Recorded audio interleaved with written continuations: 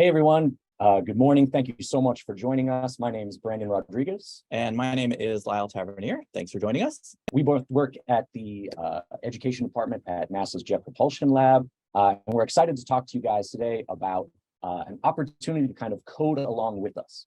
So what we're going to do is start with some basics on how it is that we've been using coding and computer science, mostly to explore Mars thus far. Although, of course, as JPL has missions all over the solar system, coding and computer science are really the crux, are critical to all of the missions that we have. But under the guise of Mars, under the theme of Mars today, we're going to kind of walk through a couple of the most recent developments and then kick off an activity alongside with you guys. We'll also take a lot of time for questions in case you guys want to learn more or there are things that you're wondering in your classrooms as we work together. So with that being said, we'll jump right in, and I'm going to share a few slides with you guys to kind of set the stage for us. So, as you guys should be able to see here, one of the things that we really like to start with when we think about coding and roving around on Mars is that historically, we've been doing this for a long time now. So as you guys can see here, this is a selfie taken by the Curiosity rover. Curiosity has been driving on Mars now successfully for over a decade, which means that while it's been doing incredible science and continues to do incredible science, it's also a little bit outdated and certainly getting damaged by a pretty rough terrain on the Martian surface. If you're able to see a close look, you'll be able to tell that the wheels on the Curiosity rover are starting to get really damaged, being that there are no, gentle roads or paved platforms for us to drive on. So in response to that, as of last year, now we've had the Perseverance rover, which has successfully landed as of last February. And as you can see here is really similar in a lot of ways, like the chassis, the body, all very similar, very kind of cool updates in the technology, of course, because as being 10 years later, now all of a sudden we have the more cutting edge technology. And hopefully we get another 10 years of this rover as well and can kind of, continue this path moving forward. You might also see that the Perseverance rover is looking back at a buddy it brought along with it, which is actually the Ingenuity helicopter. The Perseverance rover effectively brought with it this small device kind of on the undercarriage, which it dropped and kind of allowed it to land softly on those little skinny legs, and then it drove away and was looking back at it. So maybe if we look at this picture one more time, you can see the tread marks from the wheels as we drove after dropping the Ingenuity helicopter, and the mast cam is looking back at it to see, hey, we successfully deployed the helicopter in hopes of getting the first powered flight on another planet. So the view that the rover sees, that Perseverance sees, looks like this. As we kind of start testing and powering up the Ingenuity helicopter, this is really an amazing device, truly just a technological breakthrough, and really was a pilot technology, right? This is the first time that this has been done and has really led to some amazing results. The helicopter in itself is very, very light, very, very small. But you can imagine the difficulty of flying in a place where the atmosphere is so thin. So being able to get the lift to be able to raise a helicopter is very difficult. And of course, as is going to be the theme for today, that the ability to fly is certainly not done by joystick, right? And I hope that we can kind of convey to you guys at the very end of today that you leave knowing that when we talk about driving or flying on Mars, this is not done in the way perhaps you play a video game. This is not done in real time. In fact, it's all coding, it's all computer science to send commands upward. And the rover or Ingenuity, they receive these codes and execute them at their time. So they know when to deploy, but we can't actually do it in real time from 250 million miles away. So the challenges here are that we have to make up the distance with really good computer science. So with that kind of being said, Lyle's going to lead us through a little bit of an activity today on writing the code for a helicopter so that you too can fly on Mars. Great. Thanks so much, Brandon. If you go ahead and unshare your screen, we'll bring up our video again. Thanks so much.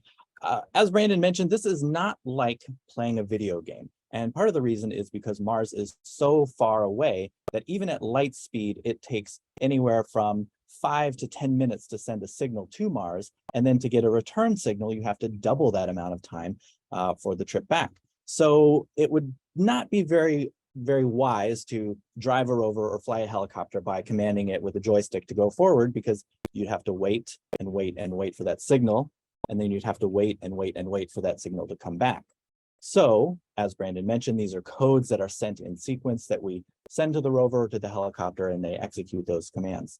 Now, that works great for flying a helicopter or driving a rover on Mars. But if you're doing something like coding a game to fly a Mars helicopter, you actually don't want that delay, because it wouldn't be very fun to tell the rover to drive forward and then you sit and you wait for 5 minutes and then you see, well, you don't see, because now you have to wait another 5 minutes for the rover to send the signal back to tell you that it came back. So in the example that we're going to do, we're going to cheat a little, and we're going to create a a helicopter video game that you can control. But if you want to make it a little bit more realistic and you want to get a little bit more advanced in your coding, you could take the helicopter game and adapt it so that you give it a series of commands and you press go. And then once you do that, it carries out the sequence. That's a little more complex. We're not going to get into that today, but I think that that would be a nice little extension or add-on that you could do once you get comfortable with flying the helicopter in the game. So we've done a couple things. I am going to put in the chat a link to where you can actually get started on this game. And what we've done, we're going to start using a program called Scratch. It's a free visual programming language. And when you go to the link that I put in the chat, you'll get to a page that looks like this. And essentially what I've done is I have, clicking on the wrong screen. That's what I'm doing. There we go. What I've done is I've created a Martian environment where you can see a Mars helicopter on the ground, you can see the Martian atmosphere, and you can see the ground. But as of right now, this game does nothing. And what you're going to do, or what I'm going to challenge you to do, is to create some code. And if you click on See Inside, you're going to see different blocks over here that will allow you to command the rover, command the helicopter to move. And that's the first step that we want to do, because when the Perseverance dropped the Ingenuity helicopter on Mars, the first thing that the helicopter did was a test flight that went up and then came back down. We just wanted to make sure that it worked. So that's going to be the first challenge. And you've got a couple options. You can do this now while we're talking, if you want to come back and revisit this challenge afterward. Once you've learned a little bit more about the helicopter and how we built it and how we tested it and how it operates, you can certainly do that. But that's step one in your challenge. If you are maybe a little more advanced in your coding skills and you're thinking, well, you know, I don't necessarily want to do a block coding game, we have a few different options as well. So I'm going to put, again, a link in the chat where you can find a Mars rover driving game. And this uses Python, is that correct? Yep. So if you're familiar with the Python coding language, you can use that one. And then we also have a Code a Mars landing challenge that you can do as well. And correct me if I'm wrong, Brandon, but this one is also in Python. Yep. So we've got a couple different opportunities for you to try out some coding challenges. And I'm putting these links in the chat. If you're watching the recording later, these will be in the description as well. So you'll be able to click the description of the video to see where these links are. So I'm just going to leave it here and give you an opportunity to try some different things. If you are struggling, don't worry, we're going to come back and we'll look at some basic controls to get you at least off the ground. And then from there, I think if you had not been able to figure it out, you'll then be able to program some controls to move the helicopter around a little bit. So that's where we're going to start. If you are doing a fantastic job on your coding and you're getting ahead, what I'm going to suggest is that you will then go to this website right here, and I'll put the link in the chat, because what this will do is it will give you some additional challenges. So beyond getting up off the ground, you're going to then be faced with some challenges like add a takeoff location. So where do you want the helicopter to be at the start? So again, I'll put this link in there. So if, as we're talking about the helicopter, you have already figured out how to code it to move around, you can get a little bit more advanced on there. So I'm going to switch it back to us, and Brandon is going to move forward with a little bit more about the helicopter. Yeah, so as you guys can see, we actually have a ton of options for coding activities for students and teachers alike. So if you want to do this as a class at another time together, if you have some students who are really coding rock stars and are really interested in more advanced activities, we have those for you as well. But for today, we're really going to work together on just the basics of Scratch and this helicopter to get us all started. So please feel free to continue to tinker with the link, the first link that Lyle sent, because that background is already made for you and you guys are ready to just kind of dive into the guts of the code and be able to start to play around. While we're doing that, I'll show you guys just a couple more things about the helicopter, including a couple of videos. The thing I wanted to share with you guys is that a lot of the footage that you see of the helicopter, if you've seen some of the success, well, it looks kind of like this. And I just wanted to talk you through a little bit about it. You can see here, this is the test of the helicopter in a vacuum chamber. Because remember, the Mars atmosphere is so thin that we actually had to simulate that by pulling all out of the air out of a room to really actually get an accurate representation.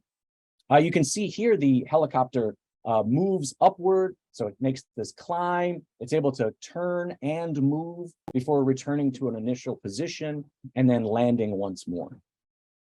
Now, again, this is how we knew to the best of our ability that this would be a successful flight when it did reach Mars and reached conditions similar to this. But as much as I am impressed by this video, I sometimes worry that it kind of paints a picture of it makes it look like this was so easy, right? And that this is what the helicopter's first flight looked like. And I really want to encourage you guys to understand that when we do these types of tests, the lead up is much, much uglier. So while this video suggests everything went so smoothly and what a nice soft landing, instead, the initial flight looked something like this. So you can see here, far less control, a little less graceful as we're just kind of bouncing around. And here in these early phases, we were really trying to understand how to even control flight. Would it be a person who is actually kind of manually operating it, or would it have to run off code? And as you can see, the ability to even just hover, to be able to just kind of take off and hold position, completely gone, and in fact ends with the destruction of the helicopter. So, again, to students, especially in coding, coding is one of the toughest things to do because you fail so many times. It never goes right the first time. It never goes right the 100th time. And I think the helicopter, we spent 6 years putting this together before it really reached, a level of success that we felt safe sending. So, again, please don't be discouraged when your activity doesn't go right, when you kind of make mistakes, because it's going to happen and the coding is going to have bugs and you're going to have to improvise from there. But the end result is you get a video just like Lyle mentioned, where on Mars, you can actually see the first flight of the helicopter. And as it lifts, and just like Lyle said, starting with a nice basic flight, get to a certain position and then head back down. And this is when we had demonstrated, again, that first powered flight. So it can be done. It takes some time, but you can really do some amazing things. So with that, maybe I'll turn back over to Lyle and see how we're doing on the coding section. All right, great. So what I am going to do is I'm going to share some sample code. It is not complete, but it does have the blocks that you'll need. And we'll talk about what those blocks are and what they do and why you need them, and even how to put them together.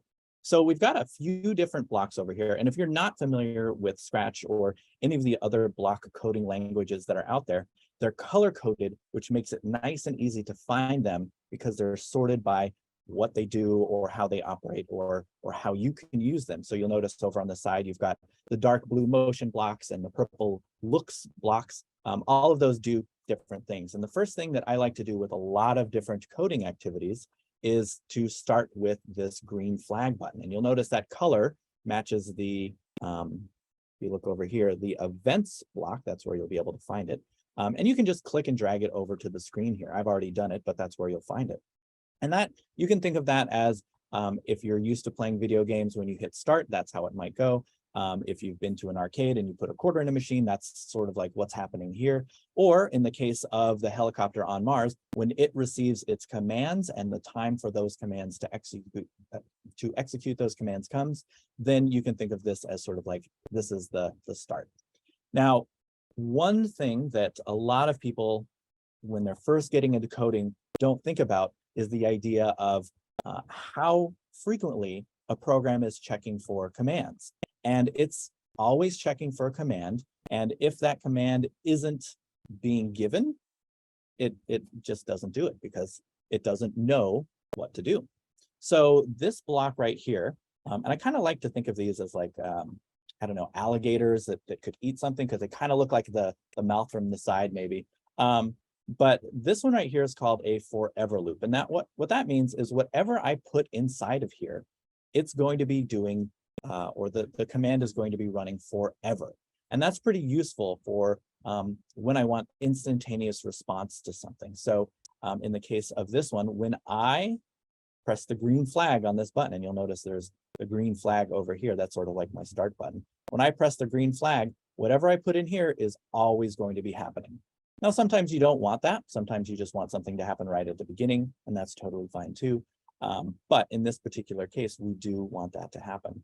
And the next important block to talk about is what's called an if-then statement. And that's sort of like cause and effect. So think about when you've talked about cause and effect, if something happens, then something else happens. That's what an if-then statement is. So if something happens, something else will happen in the code. And in this particular case, we want the something that's going to cause something else to happen to be how you control the helicopter. So this is, again, you've got an alligator eating another alligator. So you can pop these blocks into each other and you can get pretty complex in order for this to happen. So the next thing that I'll do is, what do I actually want to happen? You'll notice there's an empty hexagon here. And what's nice about a lot of these block coding languages is that the shapes tell you what can or cannot go in there. So in this case, I'm looking for an input. That's what I'm going to put into the command or into the programming or into the video game. In this case, what do I want the key that I press to be? So in this case, you'll notice this kind of light bluish block here. I pulled this out of the sensing. So in this case, we're pressing a key. So the program is sensing that we've pressed a key. And we're just going to drag that block right into this hexagon. And you'll see it glows, works very nicely. And here's a little trick. This is a hint for what your next steps are. You can pick any key from your key. Let me see if I can get this to scroll correctly. There we go. You can click from this list whatever key you want. Because my helicopter is on the ground and I want it to go up, just like we saw in the video, I'm going to start with the up arrow. And then I need a little bit more information, because at this point, my computer, when it runs this program, it's going to say, okay, my green button's been clicked. Forever, I'm going to be looking to see if the game player or the helicopter operator is pressing the up arrow, but I need to tell it what to do. And that's where this purple block comes in pretty handy. That's kind of purplish blue, I guess. Kind of hard to tell on the screen. It may look a little different for you too. But essentially what this is this is telling us to change, and this is where it gets a little tricky. If you're familiar with some higher level math that you might learn in middle school, you might know about X and Y. But in this case, you can think of Y as up and down and X as left and right. And since we want to go up and down, we're looking for Y, which is where we get. And we are going to drag that right into our alligator mouth. Now I put in the number 1, you could put in 10, you could put in 100, different things will happen. So I encourage you to experiment and play around. But what I'm going to do now is test my code. And this is something that's pretty important and gets what Brandon was saying before in terms of how long it took to test the helicopter and how much failure there was along the way. We don't get it right the first time every time. And so testing your code is really important. So I'm going to hit the green arrow. My code is now running. I can see it's glowing yellow. That's what that outline is. If I press up on my key, sure enough, my helicopter is moving up. Success, we've got a flight. Woo-hoo. So this is where I'm going to leave you with this challenge, but I'm stuck in the air. Oh, I am flying. Oh, you know what? I forgot. I actually cheated a little bit. I coded in a little bit more, but it's off screen, so you can't see it. If you put this block in, all you'll be able to do is fly up. So you'll need to figure out how to then go back down to the ground. So again, that is part 1 of the challenge that I linked to in the chat. So there are a lot more challenges to add, and this is only the first step moving up on that first challenge set. So we'll give you an opportunity to look through those challenge steps and do a little bit more. Again, they're on that website that I linked in the chat. So you've got the Code of Mars helicopter game here. And we are already past the setup stage, but really we are at make the helicopter fly. And that's what you're going to finish up with, and then move on to things like adding a location for takeoff and landing, because we want to be able to control our helicopter as much as possible. All right, so with that, I think we've probably got some time for questions, maybe? Yeah. All right, so let's take a look in the chat. If you've got questions about the helicopter, let me stop this share so I can go back to us here. All right, if you've got questions about coding or the helicopter, boy, my mouse is just all over the place right now. Where are we? Here we go. Okay, there we go. All right, and somewhere we have a chat screen. All right, so we've got a couple of different questions already. Thanks so much. First one, this is a great one. Does it have a battery, or how will it keep running? This is a good question. Do you want to answer this one? Well, let me pull up a slide, and if you want to answer, I'll be able to show the All right. picture. So yes, it does have a battery, but it's a small battery. That helicopter is lightweight. We can't have it be too heavy. And so as a result, there is a solar panel that you can see right on top there. And that solar panel is used to convert energy from the sun into power for the battery. And then once the battery is charged up, we're able to fly the helicopter. Now, we can't run the helicopter for a long time because it's such a small battery. I think we can get a couple of minutes of flight tops, but that's enough for us to get up. And you can see this chart in terms of how we can look around and fly around and move around, either coming back to where we originally took off from or landing in a new location. So yes, we do have batteries on board, and they are charged up by solar power. Excellent question. Yeah, and you can see that even though the flights are getting more and more complex, that we are being able to go further, faster, higher. At any point, we do know the maximum amount of distance and height we can cover before needing to land again and recharge. I see a couple of questions. Oh my God, there's so many. That's awesome.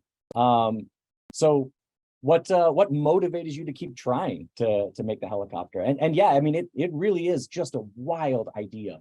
I think if you guys have seen some of the missions that have come out of JPL, they all kind of take this tone, which is, you know, just these really, really crazy ideas that push the forefront of how you can further explore space. And I think that's kind of the answer in itself is you look at, you know, sky crane technology for landing with Curiosity and Perseverance. These were crazy ideas too.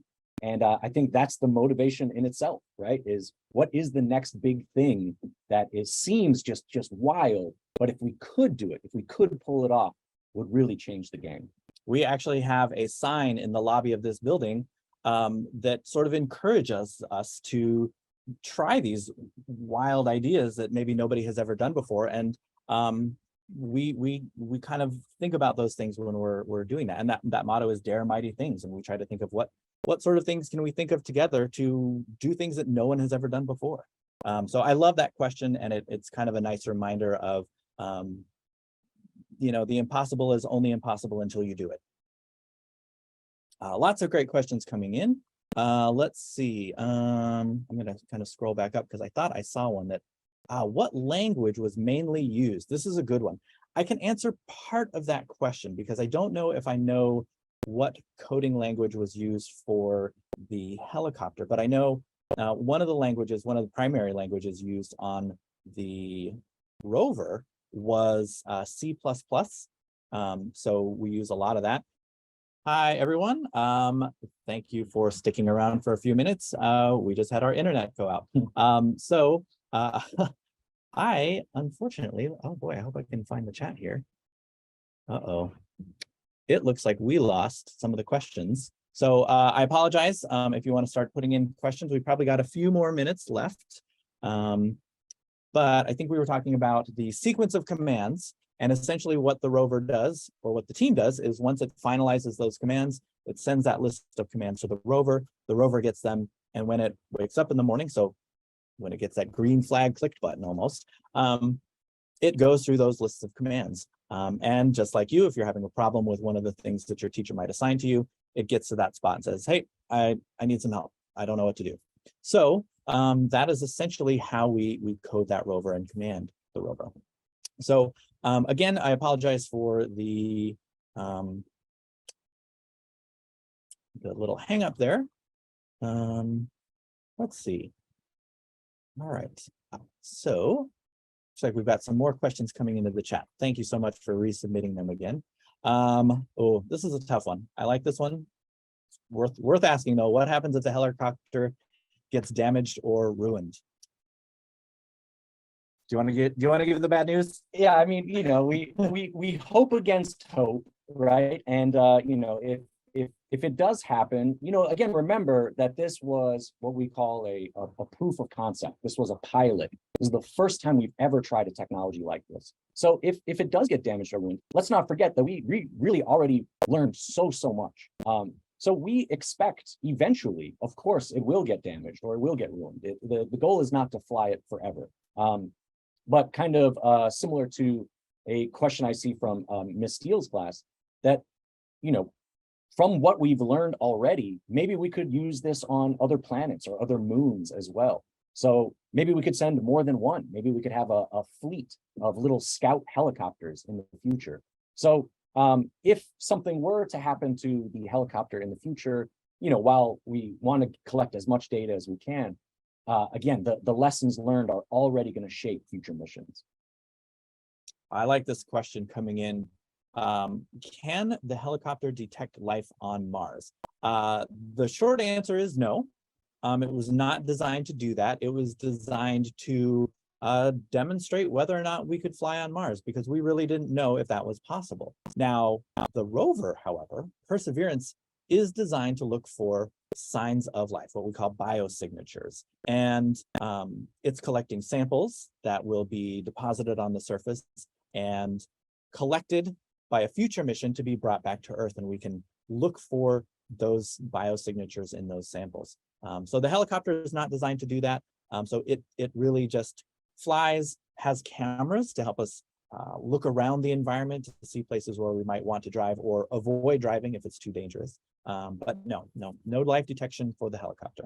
But you can imagine perhaps in the future, we can broaden the amount of tools and the capabilities of the helicopter. So now we know we can fly. What else could we do moving forward? Could we have like an arcade claw machine? What if we could pick up samples and bring them back to the rover? Traversing the Martian terrain, like we saw from the wheels in the earlier slides, is really difficult. It's very slow moving. So being able to hop over some of those difficult spots and maybe bring samples of interest back, that would be something really interesting. Now, of course, we're weight limited, and there are other features that we need to consider. But again, we're off to such a great start because we did this wild and crazy imaginative idea. So who knows what's next? I think a good example of how that happens is the rovers themselves. We started in 1997 with our first rover. It was about this big, and we just wanted to see, can we drive on another planet? That was the technology demonstration, and we were able to. And from there, scientists and engineers thought, well, what can we do if we build the bigger rover with more science capability. So we got Spirit and Opportunity, which were bigger, and they lasted many, many years. Then from there, we got the Curiosity rover, which has now been on Mars for over 10 years, and the Perseverance rover, which has been on Mars for over a year. So the capabilities that we can add on to these technology demonstrations really improve the way that we can conduct science on these remote locations. And maybe just time for one more question. I saw the question, does Mars have the same types of minerals as Earth? And in a very interesting way, the answer is yes. I think sometimes we want to see something different, but let me perhaps kind of encourage you that seeing something that's the same is actually more exciting, because that tells us that Mars was very much like Earth, at least in its formation, in some of its geological history, and perhaps as a result could have also hosted life. We know there was water on Mars. We know that there's still water on Mars in a much different shape, but there was a wet period at Mars as well. So we know that there was standing water. Lakes and oceans are very strongly evidenced. So if this is the case, what better place to look for life? So the fact that there are so many similarities in the geology is actually, I think, a really good sign for what it is that we're looking for. Yeah, I think that's a great question to end on, and I think you answered it very well. So thanks for that. And thanks for all of your questions. These were really good questions. Nice to be able to think of that, these questions in sort of a new and fresh way from all of you students out there who are coming up with these ideas. So thanks so much for your time today. We hope that you enjoyed learning about the helicopter and have a little bit of incentive or excitement going forward on these challenges. And best of luck with these challenges. Brandon, anything else you wanted to add? Yeah, please tell your teachers, share your awesome projects with us, send them our way so we can see how successfully you coded. Maybe learn a thing or two for our next helicopter mission. All right. Well, thanks so much, everyone. Hope you have a great rest of your afternoon. Bye-bye.